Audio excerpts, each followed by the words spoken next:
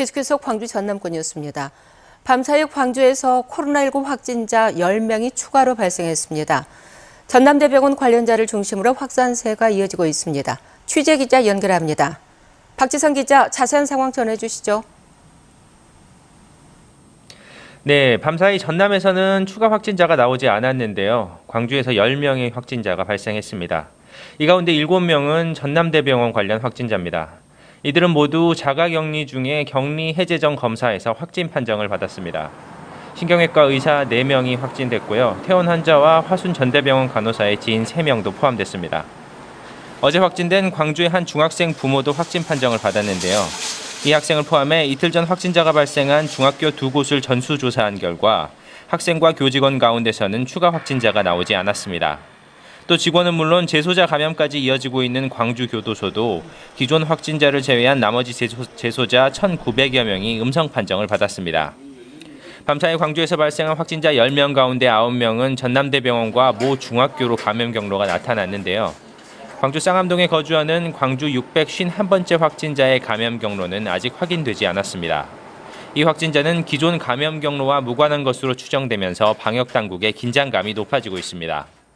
앞서 말씀드린 것처럼 전남은 밤사이 추가 확진자가 나오지는 않았지만 어제 양성 판정을 받은 군산 65번째 확진자가 여수의 한 고등학교 학생으로 확인되면서 오늘 해당 학교에 대한 전수조사가 이루어집니다. 밤사이 상황을 포함해 어제 발생한 확진자는 광주가 13명, 전남이 11명입니다. 지금까지 광주시청에서 KBS 뉴스 박지성입니다. 코로나19가 확산하면서 대규모 인원이 일하고 있는 여수 산단에서도 확진자가 나오는 등 불안감이 높아지고 있습니다. 그런데 산단 건설 현장을 살펴보니 거리 두기는커녕 턱 마스크에 마스크 미착용까지 방역 수칙이 제대로 지켜지지 않고 있습니다. 곽선정 기자가 취재했습니다. 아침 7시 여수 산단 출입문입니다. 산단에 출근하는 수백 명이 100m 넘게 줄을 서 있습니다. 출근 기록을 남기고 열을 재기 위해서인데 2m 거리 두기는커녕 앞사람과 다닥다닥 붙어 이동합니다. 열 체크도 신용뿐입니다. 온도를 제대로 확인하지 않거나 일부는 체온을 재지 않고 그냥 통과합니다.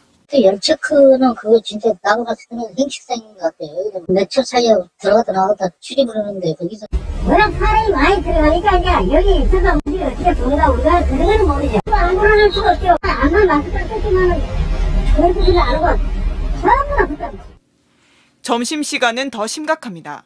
곳곳에서 마스크를 쓰지 않고 얘기하거나 옹기종기 모여 담배를 피우고 있습니다. 마스크를 벗어야 하는 식당도 좁은 컨테이너에 마련돼 옆 사람과 붙어 식사해야 합니다.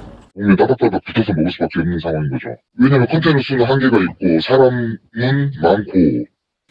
여수 산단에서 건설 중인 공장은 3곳. 수조 원대 대규모 공사라 투입된 인원만 15,000명이 넘습니다. 실제 최근 가족으로부터 코로나19에 감염된 건설 노동자들이 통근버스를 이용해 불안감도 확산하는 상황.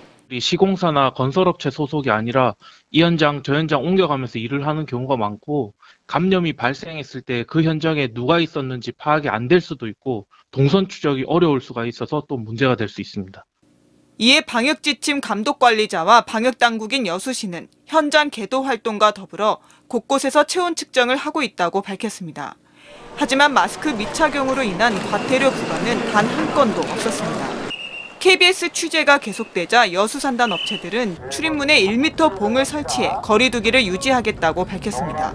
KBS 뉴스 곽선정입니다. 광주 지역 모든 수능 시험장에 119 구급대원이 배치됩니다.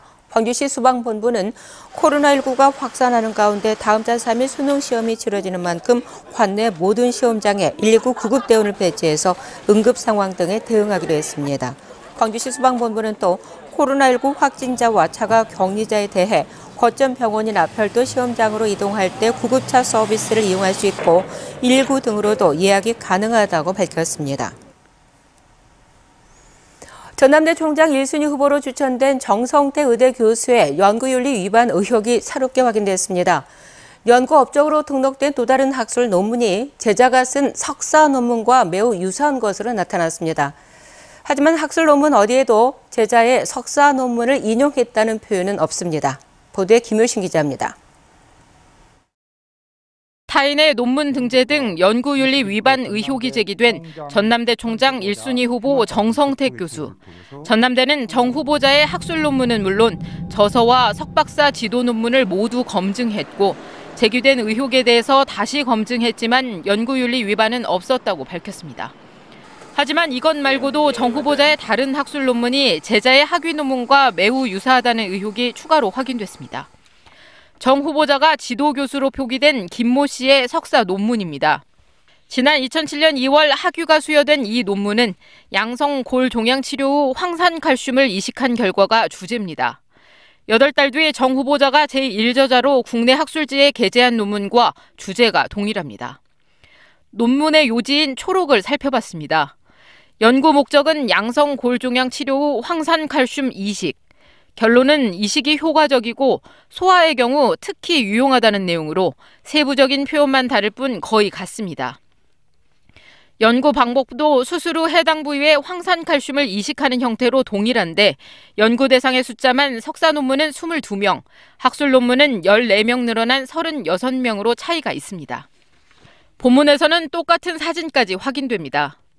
하지만 정 후보자의 논문에는 먼저 발행된 석사 논문을 인용했다거나 제자와 함께 썼다는 내용은 없습니다.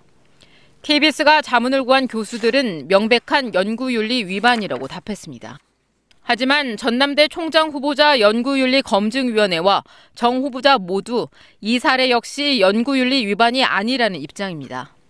위원회는 학위 논문은 동맥류성 골낭종을 조사했고 정 후보자의 논문은 고립성 골낭종을 조사한 연구로 내용과 고찰의 범위가 다르고 유사도가 낮아 표절로 인정하지 않았다고 답했습니다. 정 후보자도 학교검증위원회의 검증 결과를 신뢰해달라고 밝혔습니다. KBS 뉴스 김효신입니다. 오는 30일로 예정된 전두환 씨의 사자 명예훼손 1심 선고 재판과 관련해서 법원이 생중계와 법정 촬영을 불허했습니다. 광주지방법원은 피고인 전두환 씨의 동의가 없고 현재 전 씨가 불구속 상태로 재판을 받고 있는 만큼 촬영을 허가하는 것이 공공의 이익을 위한 것으로 인정하기 어렵다는 입장을 밝혔습니다. 오늘 낮부터 기온이 뚝 떨어집니다. 아침 기온은 어제보다는 조금 더 높은데요. 낮부터는 찬 공기가 내려오겠고 바람이 불어서 대부분 지역이 10도 안팎에 머물겠습니다. 전남 내륙은 내일과 모레 아침에 0도 안팎까지 떨어질 것으로 보이니까요. 추위 대비 잘 하셔야겠습니다. 당분간 흐린 날씨가 지속되고 서해안 지역은 오늘 밤부터 내일까지 빗방울이 떨어지거나 눈이 날리는 곳들이 있겠습니다. 특히 높은 산지는 눈이 내려 쌓이는 곳들도 있겠습니다. 주말 동안에 산 이용하시는 분들은 유의하셔야겠습니다. 찬바람이 불기 전까지는 광주의 공기가 탁하겠습니다. 초미세먼지 농도 나쁨 단계 예상되고요. 오후부터는 보통 단계에 되찾겠습니다. 다음은 자세한 지역별 날씨입니다. 오늘 낮 최고 기온 담양 11도로 어제보다 1에서 4도가량 낮겠습니다. 여수의 낮 최고 기온 12도, 순천 11도에 머물겠습니다. 목포의 낮 최고 기온은 10도, 강진 12도, 장흥과 해남 11도에 머물겠고요. 신안의 낮 최고 기온도 11도가 예상됩니다. 오늘과 내일 서해남부 전해상과 남해서부 먼바다는 바람이 강하게 불고 물결이 최고 4m까지 높게 일어서 풍랑특보가 내려질 가능성이 있습니다. 당분간 흐리거나 구름이 많겠고요. 아침 추위가 더 심해질 전망입니다. 날씨였습니다. 최근 한 달 동안 광주 지역의 아파트 매매와 전세 가격이 크게 올랐습니다. 한국감정원이 발표한 주간 아파트 가격 동향 자료를 보면 이번 주 광주 아파트 매매가는 지난주보다 0.19% 상승했습니다.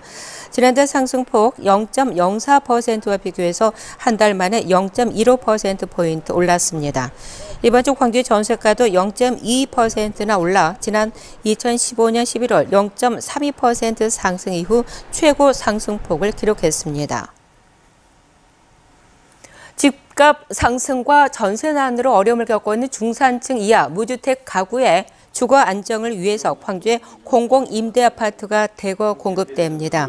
광주시는 어제 기자회견을 열어 국공립 어린이집 등을 갖춘 공공임대형 광주형 평생주택을 오는 2030년까지 18,000가구를 공급할 예정이라고 밝혔습니다.